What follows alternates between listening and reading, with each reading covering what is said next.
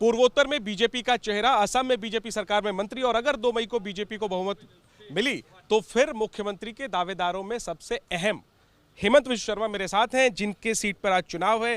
हेमंत जी, getup आपका हम देख रहे हैं, बिल्कुल परंपरागत लुक में आप नजर आ रहे हैं। बाहर आपकी आरती हुई है, क्या कितना खास है ये दिन, और क्या आप हालांकि कॉन्फिडेंट रहते हैं हमेशा 24 घंटे, लेकिन आज आपकी परीक्षा भी है, तो क्या कहीं ना कहीं घबराहट है? नहीं, हमारा क्षेत्र में तो चुनाव नहीं है। ये एक लोगों के लिए एक it is a festival of democracy. सब वोट डाल रहा है, लेकिन वहाँ में तो 85-90% वोट एक ही जगह में पड़ेगा। जीत का छक्का आप लगाएंगे इस बार अपनी सीट से? मैं बोला ना, 100 वोट गिरेगा तो 90 से 92 वोट एक ही जगह में गिरेगा। किसकी जगह गिरेगा? मोदी जी के लिए। आप कह रहे हैं कि आपकी सीट पे मोदी जी के लिए वोट गिरेगा, आपके लिए नहीं? मोदी जी हमारा सर्वोच्च नेता है। ठीक है, बस जो भी लोग डालते हैं वोट, मोदी जी का चेहरा देख के डालते हैं। ठीक है।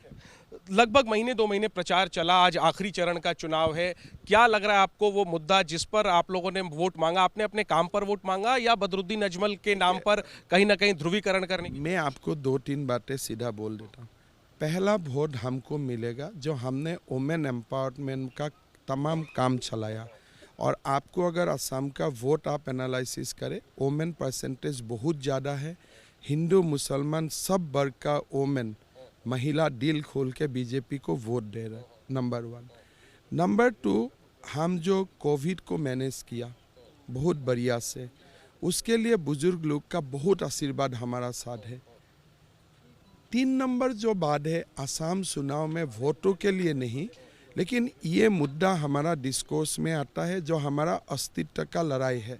कौन सा मुद्दा? ये जो अस्तित्व का, आइडेंटिटी का जो हमारा सामने एक इशू होता है, कल्चर लैंग्वेज के लिए जो हमारा एक आइडेंटिटी इश्यूज है असम में, वो मुद्दा इनबिल्ड है असम का चुनाव में। उसको छोड़ के चुनाव नहीं हो सकता है, और हमेशा हम उसका बारे में चर्चा करते हैं। कितनी सीटें आप इस फेज की भी बताएं, और बाकी तो फर्स्ट फेज में हमारा निकालेगा 40, सेकेंड फेज में हमारा निकालेगा 24/25, आज का फेज में हमारा निकाल रहे 22। सो लगभग हम 86 + 1। तो मेरा जो आकलन है, बीजेपी को 85 से 90 सीट का बहुमत या टोटल सीटें हमको मिले। और ये हुआ, आप चाहेंगे कि आपको इस बार असम की कमान पार्टी सौंपे? देखिए, मैं अभी उसमें नहीं पढ़ा हूँ और परिणाम उसको नहीं चाहिए। संसदीय बोर्ड जो भी निर्णय लेता है वही चलेगा। अगर वो निर्णय लेता है तो आप उसके लिए? देखिए, बीजेपी का हर कार्यकर्ता जो भी हमको भूमिका दिया जाता है वो निभाता है, लेकिन हम भूमिका मांग के नहीं लेता है। यहाँ पार्टी का जो कल्चर है, आप कहीं जाके नहीं बोल मांगेंगे नहीं, मिलेगा तो उसके लिए तैयार? देखिए, ये हाइपोथेटिकल क्वेश्चन को मैं क्यों आंसर करूं, ठीक है ना। आखिरी में सर, असम चुनाव में इस बार ईवीएम को लेकर के कई तरह के सवाल उठ रहे हैं। पिछले चरण में हमने देखा बीजेपी के नेता की गाड़ी से ईवीएम बरामद। 1 लाख ईवीएम में कोई एक ईवीएम कोई लोगों का गाड़ी में मिले। अपना गाड़ी खराब हो गया था, उन्होंने अपना विजडम में किसी का गाड़ी से लीफ लिया।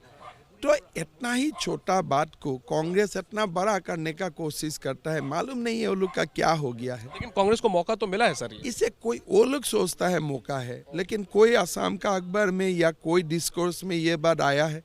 किसी ने चर्चा किया है? कोई तो इस बात को चर्चा नहीं किया है। आखिरी में सर, जो AIUDF, हालांकि वो उस पर आप कह चुके कि असम के आप इसको पहचान से देखते हैं, लेकिन जो गठबंधन है कांग्रेस प्लस AIUDF, काफी मजबूत पेपर पे ये गठबंधन है, ये क्या आपके लिए बिल्कुल चुनौती नहीं है? ये मजबूत नहीं है। कांग्रेस अपने आप को 3rd पोजीशन में ढकाल दिया है। ये गठबंधन का कारण UDF 2nd में आ जाएगा, कांग्रेस 3rd में आएगा, और सारा लोग एक एक करके कांग्रेस का लोग चुनाव का बाद बयान देगा कि ये हमारा सबसे घातक सिद्धांत रहा, और उसके लिए जितेंद्र सिंह और भूपेश बागल को काफ़ी जिम्मेदारी लेना पड़ेगा। मैं असम को, कांग्रेस को जानता हूँ, ये लोग यहाँ आने से एयरपोर्ट से ही भगाएगा लोग। अगर जरूरत पड़ी, कुछ सीटें कम रह गई, कि आप 86 कह रहे हैं, लेकिन हाइपोथेटिकली अगर कुछ सीटें कम रह गई, सारा पार्टी में हम लोग का दोस्त है, वो इशू नहीं है, लेकिन वो सीटें उधर से आपको समर्थन मिल जाएगा। वो सीटें हमको जरूरत होता है जब राज्यसभा का सवाल आता है, अभी जरूरत नहीं पड़ेगी। अगर पड़ी जरूरत, क्या बीपीएफ वो एकदम बीपीएफ का मदद तो बिल्कुल नहीं लूंगा, किस लिए वो जीरो आ रहा है। ठीक है, तो कॉन्फिडेंस से भरे हेमंत विश्व शर्मा अपने घर से निकल रहे हैं मतदान करने के लिए और कह रहे हैं कि बीजेपी 80 से ज्यादा सीटें जीतेगी, कांग्रेस तीसरे नंबर पर रहेगी और खुद अपनी सीट पर कह रहे हैं कि अपनी सीट पर तो 100 में से 90 वोट बीजेपी को ही मिलेगा, मोदी के नाम पर मिलेगा। ऐसा होगा या नहीं, इसके लिए तो जाहिर सी बात है, नतीजों का इंतजार करना होगा। कैमरा पर्सन प्रवीण दीक्षित के साथ जैनेंद्र, एबीपी न्यूज, गुवाहाटी, असम।